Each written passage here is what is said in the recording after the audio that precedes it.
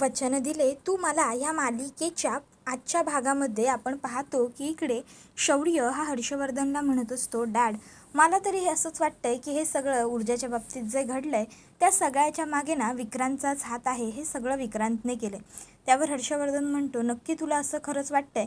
त्यावर शौर्य म्हणतो, हो डॅड, माझी खात्री आहे की नक्की ह्या सगळ्या मागे ना विक्रांतच आहे. त्यावर हर्षवर्धन म्हणतो, पण या सगळ्यासाठी पुरावा काय आहे शौर्य? त्यावर शौर्य म्हणतो, नाही डॅड, पुरावा असा काही नाही आहे माझ्याकडे, पण तरीही मला असं वाटतंय की हे सगळं काही त्या विक्रांतनेच केलं आहे. त्याबरोबर मग हर्षवर्धन म्हणतो, शौर्य, फक्त आपल्याला काय वाटतंय आणि आपल्या मनात काहीतरी आहे याच्यावरून आपण निष्कर्ष तर नाही ना काढू शकत. आपल्याला जोपर्यंत हातात ठोस पुरावे नाही आहेत तोपर्यंत कोणाचंही नाव घेण्याचा काही अधिकार नाही आहे, माहिती आहे ना? हे बघ, आपण उगाचच कोणाला तरी हे असं उगाचच ब्लेम नाही करू शकत. असो, हे घे, हे मेहता अँड सन्सचे काही पेपर्स आहेत. मी तुला सकाळीच ती केस स्टडी करायला सांगितली होती. ऑफकोर्स आय नो तू केली असशीलच, पण तरीही हे आणखीन त्याचे काही पेपर्स आहेत, हे सुद्धा एकदा नजरेखालून घालव, म्हणजे तुला सोपं जाईल. त्यावर शौर्य म्हणतो, डॅड अहो, मी हे सगळं काम जर करत राहिलो तर माझा अखंड दिवस सगळा कामातच जाईल. त्यावर हर्षवर्धन म्हणतो, हो मग हरकत काय, कामात दिवस जाईल म्हणजे? मला कळलं नाही तुला नेमकं काय म्हणायचं आहे ते. त्याबरोबर शौर्य म्हणतो, डॅड म्हणजे सॉरी टू से, पण हे जे काही सध्या झालं आहे त्यानंतर मला असं वाटतं की मी ऊर्जाबरोबरसुद्धा जास्त वेळ राहायला हवं, तिलासुद्धा वेळ द्यायला हवा, आणि म्हणूनच मला असं वाटतं आहे की म्हणजे. त्याबरोबर हर्षवर्धन म्हणतो, स्पष्ट बोल शौर्य. त्यावर शौर्य म्हणतो की डॅड, म्हणूनच मला असं वाटतं आहे की मला ऑफिसमध्ये एवढा वेळ थांबणं नाही शक्य, मला ऊर्जाबरोबर जायचं आहे. त्यावर हर्षवर्धनला राग येतो. हर्षवर्धन म्हणत असतो, शौर्य, आत्तापर्यंत घरामध्ये तर तू तुझ्या बायकोची वकिली करतोसच, पण आता घराबाहेरसुद्धा तू काय तिचा बॉडीगार्ड बनून तिच्यासोबत फिरणार आहेस का? आणि आफ्टर ऑल आता सध्या ती काही साधीसुधी वकील राहिलेली नाही आहे. विक्रांतच्या केसनंतर ती खूप स्ट्रॉंग, अगदी ते काय म्हणतात रणरागिणी वगैरे टाईपची वकील झालेली आहे. त्यामुळे तू असं तिच्या मागे पुढे फिरणं, तिच्यासोबत राहणं तिला आवडणार आहे का, तिला चालणार आहे का, हे सुद्धा तू बघायला हवंस ना. आफ्टर ऑल ती आता रणरागिणी वगैरे आहे, सो ती तिची सेफ्टी तर नक्की करूच शकते. ऊर्जा तिची सेफ्टी करू शकते. मला वाटतं तू तुझ्या कामाकडे फोकस करायला काही हरकत नाही, बरोबर ना? त्यावेळी मग इकडे ऊर्जा ही शौर्यकडे बघत असते. शौर्य म्हणतो, नाही डॅड बरोबर आहे, पण त्याबरोबर ऊर्जा म्हणते, शौर्य ऐक ना, मी काय म्हणते, नाही आय नो, कळतं आहे मला तुला माझी खरंच खूप काळजी वाटते आणि काळजीपोटी तू खरं तर हे सगळं बोलतो आहेस, तुझं अगदी बरोबर आहे. पण मी काय म्हणते, खरंच मी घेईन माझी काळजी, मी प्रत्येक सेकंडचं प्रत्येक मिनिटचं तुला अपडेट करत जाईन, पण तू तुझ्या कामाकडे फोकस कर. त्यावर शौर्य ठीक आहे म्हणतो. त्यावर हर्षवर्धन म्हणतो, गुड गुड जॉब शौर्य, तू तुझं काम व्यवस्थित कर. उद्या आपली ऑफिसमध्ये भेट होणार नाही, म्हणून मी आत्ताच तुला हे पेपर्स देऊन चाललो आहे. चला आता मी निघतो, माझं कामसुद्धा मला करायचं आहे. ऊर्जा तिचं काम व्यवस्थित करेलच. एवढं बोलून हर्षवर्धन खोलीच्या बाहेर पडतो. पण खोलीतून बाहेर पडताना ना त्याच्या ओठावरती एक विकृत स्मित हास्य असतं.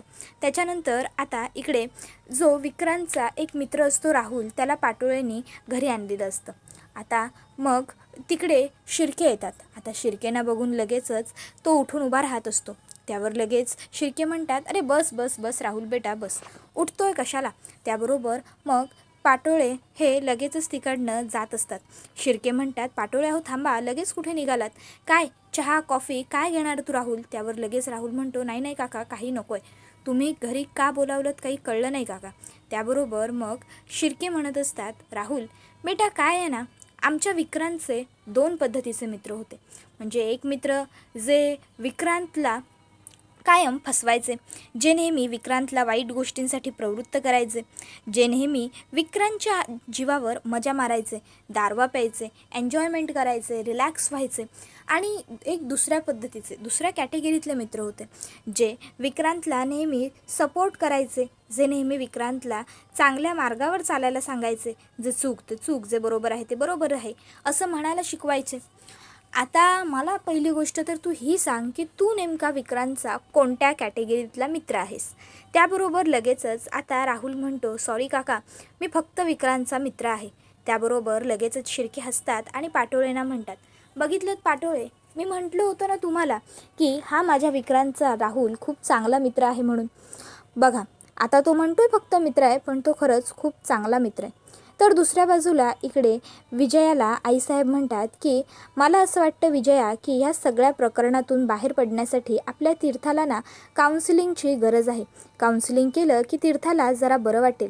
आणि माझी एक मैत्रीण आहे जी असा ट्रॉमामध्ये गेलेल्या मुलामुलींना मदत करते त्या ट्रॉमामधून बाहेर पडण्यासाठी. तर मला असं वाटतं की आपण आहे ना आपल्या तीर्थाची ट्रीटमेंट तिच्याकडे सुरू करूया.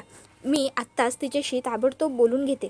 मग डॉक्टर अंजलींना आईसाहेब फोन करतात आणि म्हणतात, नमस्कार, मी कुमुदिनी जहागीरदार बोलते.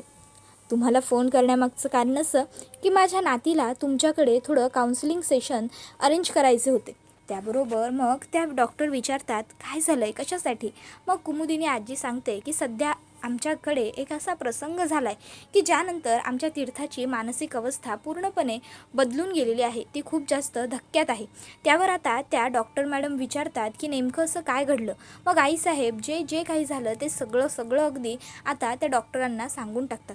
आता आईसाहेब डॉक्टरांबरोबर बोलत असतानाच त्या ठिकाणी हर्षवर्धन येतो. आता हर्षवर्धन आल्याबरोबर आईसाहेब लगेचच डॉक्टरांना म्हणतात, डॉक्टर मग तुम्ही करू शकाल ना आमच्या तीर्थाला सुद्धा मदत. त्यावर डॉक्टर होकार देतात. त्याबरोबर आईसाहेब म्हणतात की ठीक आहे, मग चांगली गोष्ट आहे. मग त्या फोन ठेवतात आणि हर्षवर्धन व विजयाला म्हणतात की मी आपल्या तीर्थासाठी सेशन बुक केलेलं आहे. त्यांनी आपल्या तीर्थाला 11 वाजताचं स्लॉट दिलेला आहे. त्यांनी 11 वाजता तीर्थाला त्यांच्या क्लिनिकला बोलावले. आपण तीर्थाला तिकडे घेऊन जायचं आहे. त्याबरोबर पुढे आईसाहेब म्हणतात की मला वाटतं तीर्थाला या काउन्सिलिंगची गरज आहे हर्षवर्धन. हर्षवर्धन म्हणतो नाही आईसाहेब तुमचं बरोबर आहे, तीर्थाला काउन्सिलिंगची गरज तर आहेच, पण मला तिला ह्या अवस्थेत बाहेर कुठेही पाठवायचं नाही आहे. तुम्ही प्लीज डॉक्टरांना घरी येण्याची रिक्वेस्ट कराल का. त्यावर आईसाहेब म्हणतात ठीक आहे, मी बोलते डॉक्टरांशी तसं. आणि मग आईसाहेब स्वतः जातीने पुन्हा डॉक्टरांना फोन करतात आणि रिक्वेस्ट करतात की सध्या तीर्थाला बाहेर घेऊन येणं ही आमची म्हणजे तिच्या बाबतीतली चांगली योग्य गोष्ट असेल असं आम्हाला वाटत नाही. तर तुम्ही घरी येऊ शकाल का. डॉक्टर घरी यायला सुद्धा अगदी पटकनच तयार होतात. त्यानंतर मग आता आजी घरातल्यांना सगळ्यांना सांगतात की डॉक्टर घरी यायला सुद्धा तयार आहे. त्याबरोबर मग आता लगेचच इकडे आईसाहेब ह्या आता त्या दोघांना म्हणतात की आपल्याला तीर्थाला या प्रकरणातून बाहेर काढायचं असेल तर आपण खंबीर व्हायला हवं. त्यावर हर्षवर्धन म्हणतो की हो बरोबर आहे तुमचं आईसाहेब. त्याबरोबर मग आता जी इकडे विजया असते ती हर्षवर्धनला म्हणते होईल ना आपली तीर्था लवकर बरी. हर्षवर्धन आणि आईसाहेब विजयाला होकारार्थी मान डोलावून चांगला सकारात्मक आता पॉझिटिव्ह रिस्पॉन्स करतात. त्याच्यानंतर मग आता सगळे जेवायला बसलेले असतात. तीर्थाचं जेवणातही फारसं काही लक्ष नसतं. ही गोष्ट ऊर्जाने बरोबर हेरलेली असते. मग आता ऊर्जा ही तीर्थाला विचारते, तीर्था तुला काही अजून वाढू का. तीर्था म्हणते नाही नको. त्यावर ऊर्जा म्हणते तीर्था अगं तुला गोड आवडतं ना, तुला खीर सर्व करू का. तीर्था म्हणते नाही वहिनी नको. त्याबरोबर मग ऊर्जा आता पुन्हा खाऊ लागते. त्यावेळी ऊर्जा शौर्यकडे बघते. आता शौर्यसुद्धा ऊर्जाला खुणावतो की बोल. मग ऊर्जा आता म्हणू लागते, शौर्य काय रे, तू मला एकदा म्हणत होतास की तुझ्या वाढदिवसाला काहीतरी म्हणजे केक आणला होता, तो केक फ्रीजमध्ये ठेवला होता आणि मग नंतरनं तो केक कुणीतरी खाल्ला, गायब झाला आणि त्यानंतर मग घरातले तुझ्यावर सगळे चिडले, खूप म्हणजे खूप हंगामा झाला होता. काय सांगत होतास रे मला तू तेव्हा. त्याबरोबर शौर्य म्हणतो बरोबर बरोबर आठवण काढलीस तू ऊर्जा. तेव्हा ना माझा वाढदिवस होता आणि माझ्या वाढदिवसाला घरामध्ये केक आणला होता आणि ह्या मस्तीखोर तीर्थाने ना तो सगळा केक फस्त गेला होता. आणि तुला माहिती आहे ऊर्जा काय झालं होतं, घरात सगळ्यांना असं वाटत होतं की तो केक मीच खाल्लाय. माझा वाढदिवस होता पण माझ्या वाढदिवसाच्या दिवशी मी केक कमी आणि मॉमचे फटके जास्त खाल्ले होते, ते पण या आगाऊ तीर्थामुळे. त्याबरोबर लगेचच आता आदित्यदादासुद्धा हसतो आणि म्हणतो हो खरंच लहान असताना तीर्था खरोखर खूप आगाऊ होती, खूप मस्तीखोर होती. त्याबरोबर लगेच आता ऊर्जा म्हणते आदित्यदादा तीर्था मस्तीखोर होती नाही, तीर्था मस्तीखोरच आहे काय, बरोबर ना तीर्था. त्याबरोबर तीर्था हसते. तसे लगेचच आता विजया तीर्थाला म्हणते, तीर्था बाळा अशीच हसत राहत जा, बघ हसतेसाच तर किती छान दिसते आणि तुला हे असं हसताना बघून आम्हाला सुद्धा सगळ्यांना केवढं बरं वाटतं. त्याबरोबर आता दुसऱ्या बाजूला इकडे जो विक्रांतचा मित्र असतो त्याने तिच्या आईच्या ट्रीटमेंटकरिता काही पैसे कर्जावर घेतलेले असतात. मग आता लगेचच इकडे शिर्के साहेब त्याला म्हणू लागतात, बापरे, रक्कम खरंच खूप मोठी आहे रे. नाही म्हणजे स्वतःच्या आईच्या ट्रीटमेंटसाठी घेतलेली रक्कम आहे ना ही.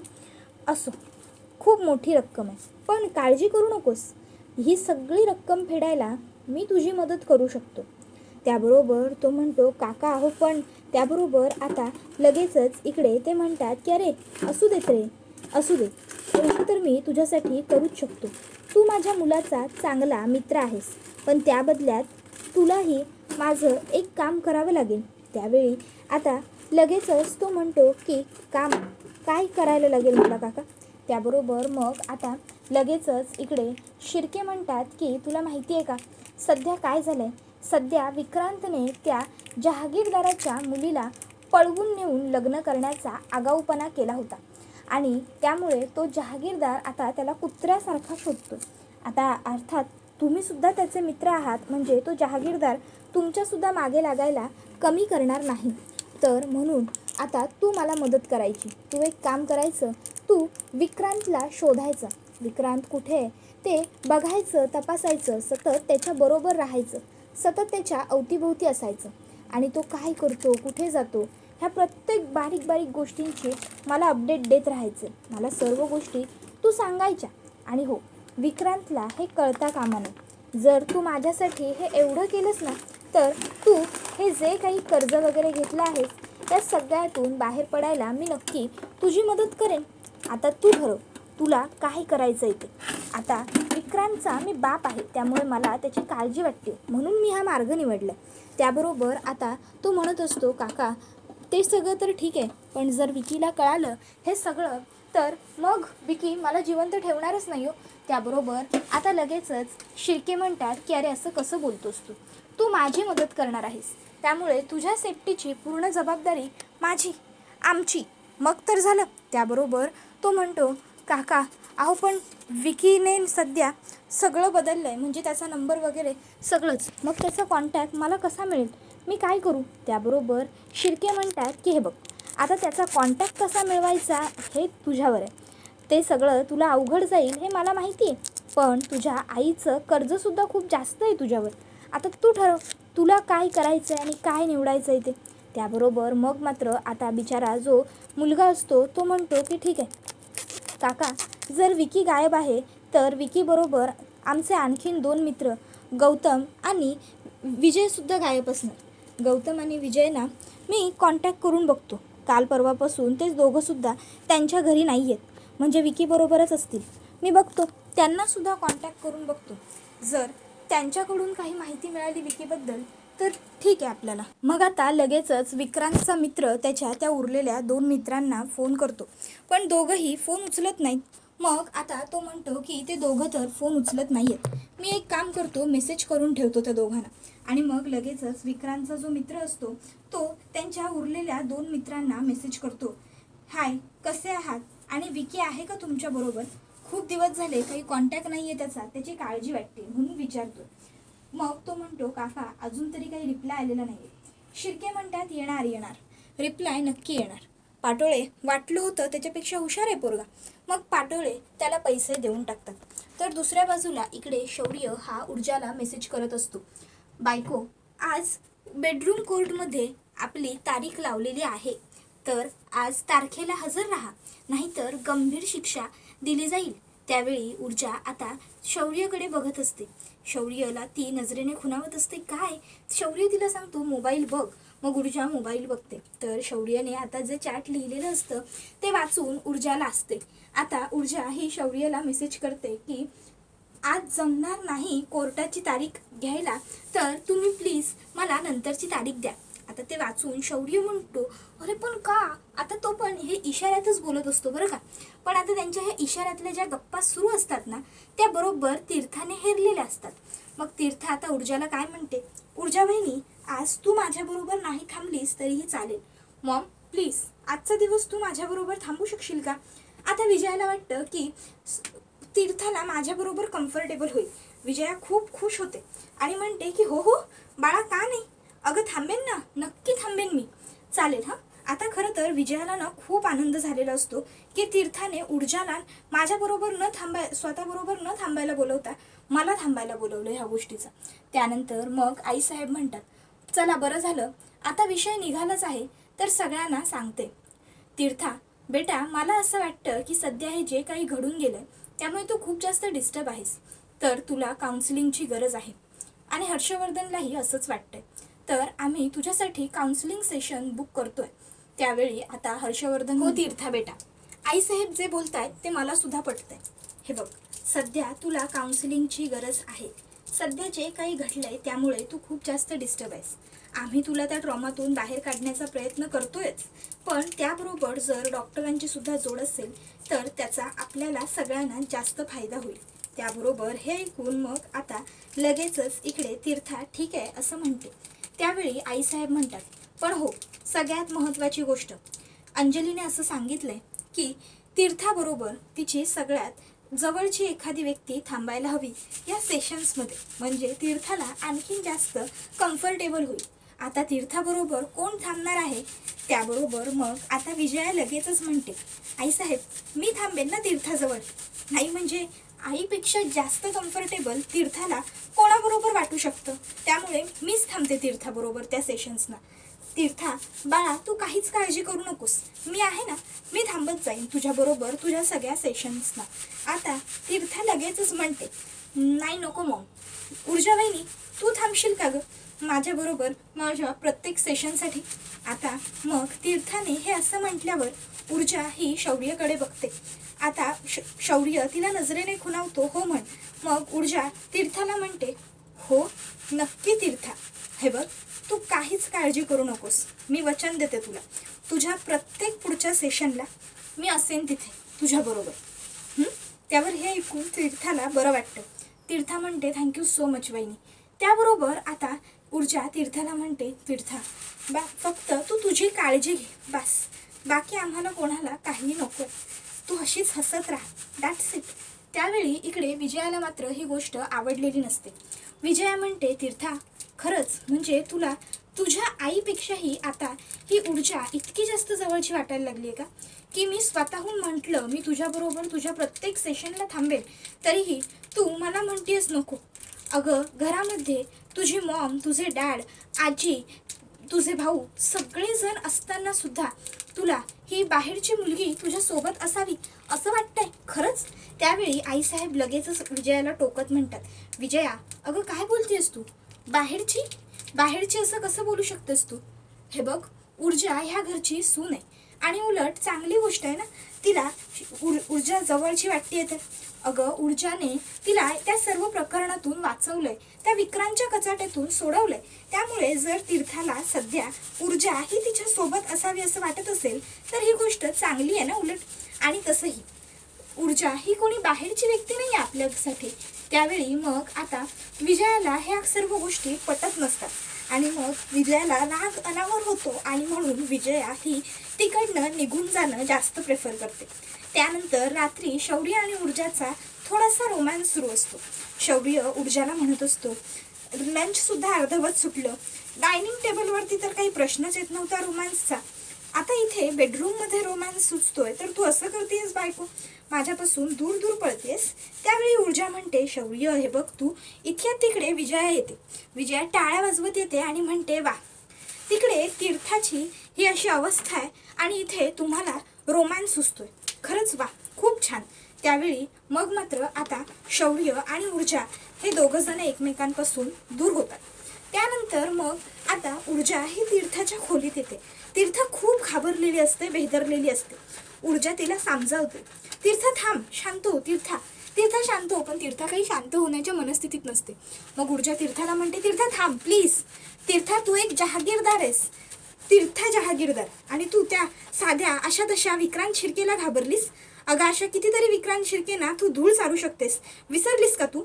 मग मात्र तीर्था जरा स्टेबल होते आणि एकटक ऊर्जाच्या नजरेतच बघू लागते. त्यावेळी ऊर्जा तिला नजरेने सुद्धा आधार देते. आणि हा व्हिडिओ इथेच संपतो. व्हिडिओ आवडला असेल तर व्हिडिओला लाईक करा, चॅनलवर नवीन असाल तर सबस्क्राईब करा आणि बेल आयकॉन आठवणीने प्रेस करा, जेणेकरून तुम्हाला पुढच्या प्रत्येक व्हिडिओचं नोटिफिकेशन मिळत जाईल आणि सर्व व्हिडिओंचा आनंद हा अगदी उत्तम पद्धतीने घेता येईल. चला तर मग प्रेक्षकांनो, आजच्या पुरतं इथेच थांबूया. पुढचा व्हिडिओ येईपर्यंत या व्हिडिओचा आनंद घेत राहा. वचन दिले तुम्हाला ही मालिका तुम्हाला कशी वाटते हे आम्हाला कमेंटमध्ये सांगायला विसरू नका.